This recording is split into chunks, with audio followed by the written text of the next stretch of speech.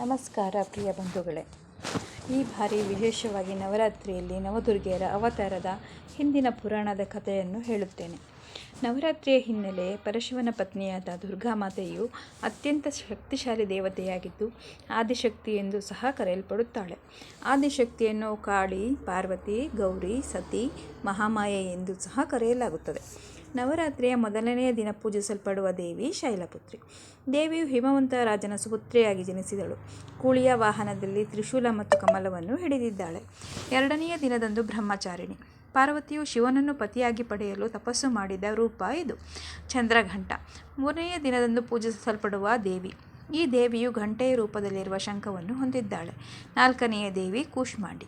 ನಾಲ್ಕನೆಯ ದಿನ ವಿಶ್ವವನ್ನು ಸೃಷ್ಟಿಸಿದ ಕೂಷ್ಮಾಂಡಿ ರೂಪದಲ್ಲಿ ದೇವಿಯು ಪೂಜಿಸಲ್ಪಡುತ್ತಾಳೆ.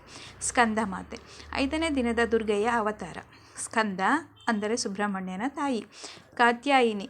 ಆರನೇ ದಿನ ಕಾತ್ಯಾಯಿನಿ ಮಹರ್ಷಿಗಳ ಸುಪುತ್ರಿಯಾಗಿ ಜನಿಸಿ ಅಸುರರ ನಾಶಕ್ಕಾಗಿ ಶಕ್ತಿ ರೂಪ ತಾಳಿದಳು. ಕಾಳರಾತ್ರಿ. ಏಳನೇ ದಿನದ ದೇವಿ. ವಿನಾಶದ ರೂಪದವಳಾಗಿದ್ದರೂ ಸಹ ಭಕ್ತರಿಗೆ ರಕ್ಷಣೆ ನೀಡುತ್ತಾಳೆ. ಮಹಾಗೌರಿ. ಎಂಟನೆಯ ದಿನದ ಶುದ್ಧತೆಯ ಮತ್ತು ಶಕ್ತಿರೂಪವಾದ ಮಹಾಗೌರಿಯನ್ನು ಪೂಜಿಸಲಾಗುತ್ತದೆ. ಸಿದ್ಧಿದಾತ್ರಿ. ಒಂಬತ್ತನೆಯ ದಿನ ಎಲ್ಲ ಸಿಹಿಗಳನ್ನು ನೀಡುವ ಸಿದ್ಧಿದಾತ್ರಿ ರೂಪದಲ್ಲಿ ದೇವಿಯನ್ನು ಪೂಜಿಸಲಾಗುತ್ತದೆ. ನವದುರ್ಗೆಯರು ದುಷ್ಟ ಅಸುರರನ್ನು ಸಂಹರಿಸಿ ಈ ಧರೆಯಲ್ಲಿ ಶಾಂತಿಯನ್ನು ತರಲು ಅವತರಿಸಿದರು. ಜೈ ದುರ್ಗಾ ಮಾತೆ.